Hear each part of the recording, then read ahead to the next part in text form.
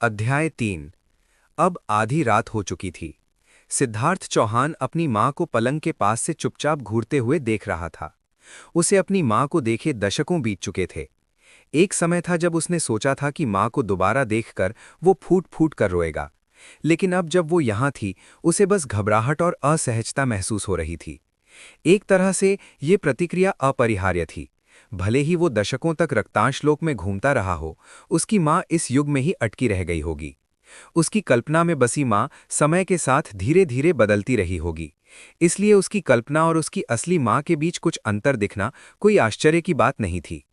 उसके पिता के साथ भी यही कहानी थी। उसके पिता उसकी मां से थोड़ा देर से पहुंचे। गंभीर भाव बनाए रखते हुए उन्होंने चुपचाप अपने बेटे को देखा और फिर एक गहरी सांस ली। बेटा, तुम्हें और सावधान रहना चाहिए था। दशकों बाद सिद्धार्थ चौहान ने अपने पिता से ये बात पहली बार सुनी। ये सुनकर वो लगभग खोखली हंसी हंस पड़ा। लेकिन असल में वो एक ऐसी भावना महसूस कर रहा था जिसे वो शब्दों में बयान नहीं कर सकता था। एक ऐसी भावना जिसे वो अतीत में अपनी अपरिपक्वता के कारण समझ नहीं पाया था। अपने बेटे के प्रति चिंता और अपनी बेबसी से पिता का दिल दुख रहा था। लेकिन उनमें इस भावना को कोमल शब्दों में व्यक्त करने की क्षमता नहीं थी, जिसके कारण अंततः उनकी आवाज एक रूखे सूखे बूढ़े व्यक्ति जैसी लग रही थी। हालांकि सिद्धार्थ चौहान अपने पिता की भावनाओं को पूरी तरह समझ सकता था। सिद्धार्थ चौहान धीरे धीरे बिस्तर से उठा। उसके दाहिने हाथ में लगी आईवी सुई बीच में आ रही थी, इसलिए उसने बिना झिझक उसे हाथ से निकाल दिया। उसे पहले से ही पता था कि नर्स इस पर उसे खूब खरी खोटी सुनाएगी, लेकिन सोते समय सुई के निकल जाने का बहाना उसके लिए काफी होगा। वैसे भी इस समय उसके लिए कुछ और ज्यादा महत्वपूर्ण था। सिद्धार्थ चौहान दबे पांव अपने कमरे से बाहर निकला, इस बात का पूरा ध्यान रखते हुए कि कोई आवाज न हो। वो नर्स स्टेशन के पास से नहीं गुजरा और अस्पताल की छत पर पहुंचने के लिए सीढ़ियां चढ़ गया। उसकी कमर से हल्का दर्द उठ रहा था, लेकिन इस दर्द को असहनीय कहना शर्मनाक होगा। सिद्धार्थ चौहान ने छत का दरवाजा खोला और बाहर कदम रखा। ठंडी रात की हवाएं तुरंत उसके शरीर से टकरा उठीं। उसने अपना सिर उठाकर आसमान की ओर देखा, जहां एक भी तारा नहीं था। उसकी नजर में घोर अंधेरे से भरा एक रात का आकाश प्रकट हुआ। मैं सचमुच वापस आ गया हूं। सिद्धार्थ चौहान को आखिरकार ये एहसास हुआ कि वो आधुनिक युग में लौट आया है। जो आकाश वो अभी देख सकता था, वो वर्तमान का था, जिसे वो हमेशा देखता था। क्या ये सब सपना था? मैं वापस कैसे आया? नहीं, रुको, शायद मैंने जो कुछ भी अनुभव किया वो सिर्फ एक सपना था। सिद्धार्थ चौहान मन ही मन धीरे से मुस्कुराया। क्या ये सपना था? ऐसी बातें महज सपना नहीं हो सकती। उसने हाथ ऊपर उठाया और खाली हवा को महसूस करने की कोशिश की। उसकी उंगलियों से ही वातावरण में ऊर्जा का प्रवाह महसूस हो रहा था। अगर उसके अनुभव सिर्फ सपने के कुछ अंश होते तो उसे ऐसी चीजें महसूस नहीं हो पाती। इससे भी आश्चर्यजनक बात यह थी कि वो अतीत में लौट आया था। सिद्धार्थ चौहान की मृत्यु 35 वर्ष की आयु में हुई थी, फिर भी उसकी वर्तमान आयु 18 वर्ष की थी। किसी तरह वो लगभग 20 वर्ष के समय को पीछे ले जाकर अतीत में पहुंच गया था। हालांकि ये अच्छी बात है। 20 वर्ष की उम्र के बाद सिद्धार्थ चौहान को कभी भी जिंदा रहने की खुशी महसूस नहीं हुई। किशोरावस्था से बाहर निकलते ही जो उसके पूरे जीवन का एकमात्र सुनहरा दौर था, एक भयानक कार दुर्घटना में उसका पूरा परिवार मारा गया। वो अकेला जीवित बचा था, लेकिन उसे लकवाग्रस्त होने की भारी कीमत चुकानी पड़ी। सिद्धार्थ चौहान ने एक विकलांग व्यक्ति के रूप में 15 वर्ष कष्ट झेले और 35 वर्ष की आयु में उन्होंने अपनी मृत्यु की अंतिम सांस ले ली। लेकिन जब उन्होंने अपनी आंखें खोली तो उन्होंने खुद को पृथ्वी नामक एक नई दुनिया में पाया। इस परदेश में उनका नया जीवन भी कष्टों से भरा था, जो कठोरता के मामले में आधुनिक युग से कहीं अधिक कठोर था। मानो भाग्य ही उसे घोर पीड़ा के गर्त में धकेलना चाहता हो। अनंत कष्ट और विपत्तियां उसके जीवन में बाधा डालती रहीं। उसने दर्द का सामना किया और इन कठिनाइयों से लड़ता रहा। अंततः वो एक राक्षसी पंथ का लीडर बन गया और अंत में किसी तरह वो वर्तमान में लौट आया। सिद्धार्थ चौहान अपनी इस स्वप्निल वास्तविकता को समझ नहीं पा रहा था। इस दुनिया में उसे अब सोते समय अपनी जान पर मंडराते हथियारों से सावधान रहने की जरूरत नहीं थी। उसे अब उस बर्बर युग को सहना नहीं पड़ता था, जहां स्वार्थ के लिए दूसरों की हत्या करना सामान्य बात मानी जाती थी। ओह, उस समय वो इस शांतिपूर्ण युग के लिए कितना तरस रहा था। सिद्धार्थ चौहान ने अपने दिल में दबी हुई दृढ़ता को धीरे से कहा, एक साधारण जीवन, सिर्फ दूसरों की तरह। कभी हंसने में सक्षम होना और कभी रोने में सक्षम होना, गुस्सा करने में सक्षम होना, बहस करने में सक्षम होना। मैं वैसा ही जीना चाहता था। मैं अपनी खुशी की तलाश में भागना चाहता था। एक साधारण जीवन, बाकी सबकी तरह मेरा अपना साधारण जीवन। हाँ हाँ, सिद्धार्थ चौहान हंसने लगा। ये अजीब लग रहा था, लेकिन उसकी हंसी रुकना नहीं चाहती थी। हा हा हा हा हा। उसकी कर्कश हंसी रात के आकाश में गूंज उठी। वो तब तक हंसता रहा जब तक उसके पेट में दर्द नहीं होने लगा। उसे जल्द ही एहसास हुआ कि दर्द हंसी के कारण नहीं, बल्कि उसके घाव के खुलने के कारण था। इसलिए उसने खून बहने रोकने के लिए उस दबाव बिंदु पर थपथपाया। आकाश। सिद्धार्थ चौहान ने रात के आकाश की ओर फिर से देखा। ऊपर का आकाश भरा हुआ लग रहा था। उसके सारे तारे छिपे हुए थे। ज्यादातर लोग उस प्रदूषित आकाश से भागना चाहते थे, लेकिन उसे बस उसे देखकर ही सुकून मिला। जल्द ही उसके चेहरे पर एक मुस्कान खिल उठी। अब खाना खा सकते हैं श्रीमान सिद्धार्थ। नर्स की बात सुनकर सिद्धार्थ चौहान का चेहरा भावहीन हो गया। खाना? आप कह रही हैं? नर्स ने आगे कहा, शुरुआत में आपको तरल भोजन दिया जाएगा। इसके अलावा आप सामान्य पेय भी ले सकते हैं। ड्रिंक्स भी? हाँ। क्या कुछ गड़बड़ है? नहीं, वास्तव में नहीं। सिद्धार्थ चौहान ने और भी गंभीर भाव से उत्तर दिया। मैं समझ गया। ड्रिंक्स? अस्पताल के कमरे से निकलने से पहले सिद्धार्थ चौहान को ड्रिंक्स के बारे में कुछ बुड़बुड़ाते देखकर नर्स उसे अजीब से घूरने लगी। उसने अपना सिर घुमाया और अपने बिस्तर के बगल में बने स्टोर रूम पर गुस्से से देखा। उसने धीरे से फिर कहा, ड्रिंक्स? उसकी मां ने आपातकाल में काम आने के लिए अलमारी के किसी दराज में कुछ पैसे जरूर रखे होंगे। सिद्धार्थ चौहान बिस्तर से उठा और उस दराज को खोला तो उसमें उसे 10,000 वॉन का नोट मिला। अनगिनत टाइम बाद सेजोंग द ग्रेट से मिलने पर सिद्धार्थ चौहान का दिल अनेकों भावनाओं से भर गया। सिद्धार्थ चौहान ने नोट उठाया और झटपट अस्पताल के कमरे से बाहर निकल गया। वो लिफ्ट के दरवाजे के सामने खड़ा होकर उसे घूरता रहा। फिर जैसे ही दूसरे लोग पहले अंदर चढ़ गए, वो भी लड़खड़ाते हुए अंदर चला गया। क्षण भर के लिए भारहीनता की अजीब अनुभूति से वो थोड़ा घबरा गया, लेकिन फिर भी उसने अपना संयम बनाए रखा और नीचे तक पहुंच गया। अपने अंतिम लक्ष्य की ओर बढ़ते हुए उसने अपना दृढ़ चेहरा बनाए रखा। जल्द ही उसकी निगाहें अस्पताल के लाउंज में लगी वेंडिंग मशीन पर टिक गईं, और स्पष्ट रूप से कहें तो वो लाल रंग की धातु से बनी एक बेलनाकार वस्तु को घूर रहा था। कोला।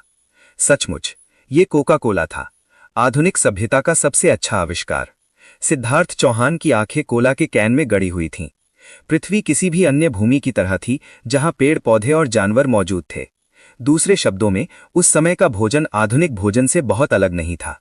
सिद्धार्थ चौहान को 15 वर्ष अकेले रहने का अनुभव था, जिसने उसे अधिकांश व्यंजन पकाने के लिए आवश्यक कौशल प्रदान किया था। वो जो कुछ भी खाना चाहता था उसे बनाने की कोशिश कर सकता था। पारंपरिक कोरियन सॉस और मसालों के बिना सही स्वाद पाना मुश्किल था, लेकिन वो लगभग सभी ग्रिल्ड और स्टिर फ्राइड व्यंजन बना लेता था। हालांकि एक आधुनिक व्यंजन ऐसा था जिसे वो किसी भी कीमत पर नहीं बना पाता। Cola. Siddharth Chauhan vending machine के पास पहुंचा। उसकी यादें धुंधली थीं, लेकिन जैसे जैसे वो आधुनिक जीवन में वापस लौट रहा था, चीजें धीरे धीरे याद आने लगी थीं। उसे वेंडिंग मशीन जैसी साधारण चीज चलाना आना चाहिए था। उसने नोट को मशीन के स्लॉट में ढकेल दिया। डिंग। दुर्भाग्य से वेंडिंग मशीन उसके पैसे स्वीकार करने के लिए ज्यादा उत्सुक नहीं लग रही थी, क्योंकि वो बार बार नोट को अंदर खींचकर वापस बाहर फेंक रही थी। सिद्धार्थ चौहान ने नोट को मशीन में वापस डालने से पहले चपटा और स्मूथ करने की कोशिश की, लेकिन मशीन ने नखरे दिखाए और उसके पैसे को अस्वीकार करती रही। हालांकि हार मानना सिद्धार्थ चौहान की शब्दावली में मौजूद नहीं था। वीर, वीर, वीर। सिद्धार्थ चौहान के हाथ और भी ज्यादा कांपने लगे। अचानक बगल से एक आवाज आई, तुम्हें पता है इसमें 10,000 वॉन के नोट नहीं चलते? सिद्धार्थ चौहान ने सिर घुमाकर देखा। आप कहाँ देख रहे हैं? सिद्धार्थ चौहान की नज़र थोड़ी नीचे झुकी।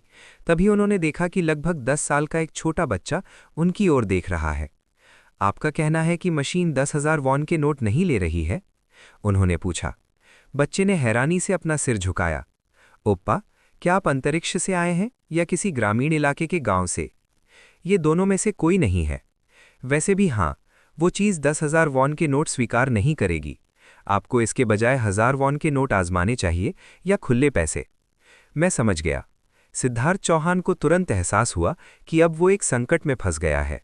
उसके पास सिर्फ एक 10,000 वॉन का नोट था। क्या इसका मतलब ये था कि उसे पहले कहीं और जाकर खुले पैसे लेने होंगे? क्या अस्पतालों में आमतौर पर कैंटीन या किराना स्टोर नहीं होते? सिद्धार्थ चौहान ने अपने आसपास का जायजा लिया और उसके चेहरे पर चिंता के भाव उभर आए। बच्चे ने उससे पूछा, आपके पास खुले पैसे नहीं हैं, ओप्पा? मैं नहीं, लेकिन अस्पताल की दुकान आज बंद है ना? सचमुच? मुझे लगा था कि सुविधा स्टोर 24 घंटे पूरे साल खुले रहते हैं। एक सुविधा स्टोर जो कुछ निश्चित दिनों में बंद हो जाता है?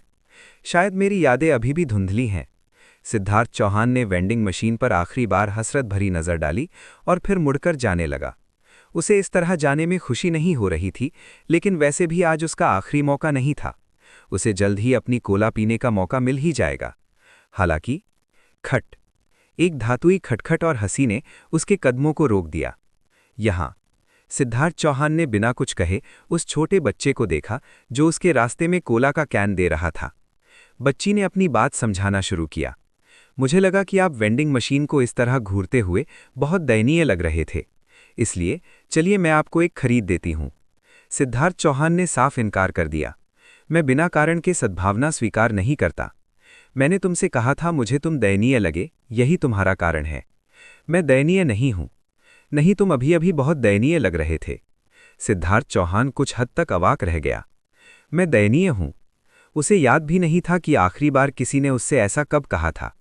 मार्शल आर्ट्स में महारत हासिल करने के बाद किसी ने भी उसे दयनीय कहने की हिम्मत नहीं की थी, लेकिन अब इस छोटे बच्चे ने उसे ठीक यही कहा। हालांकि उसका मूड बिल्कुल भी खराब नहीं हुआ। ऐसा इसलिए था क्योंकि उसने अपने अवलोकन के आधार पर बच्चे से कोई दुर्भावना महसूस नहीं की। नहीं, ये सहानुभूति या दया के बजाय शुद्ध सद्भावना का संकेत था। बच्चे ने उससे फिर पूछा, क्या आप इसे नहीं लेंगे? मैं इसे स्वीकार नहीं करता। अगर आप नहीं चाहते तो ठीक है, मैं इसे फेंक दूंगा। आप जानते हैं मैं कोला नहीं पीता। सिद्धार्थ चौहान हैरान रह गया। तुम इसे फेंक दोगे? हाँ, लेकिन ये तो बेकार हो जाएगा। हम इसे पीने वाले नहीं हैं तो ये बेकार कैसे हो सकता है? तो क्या मुझे इसे फेंक देना चाहिए?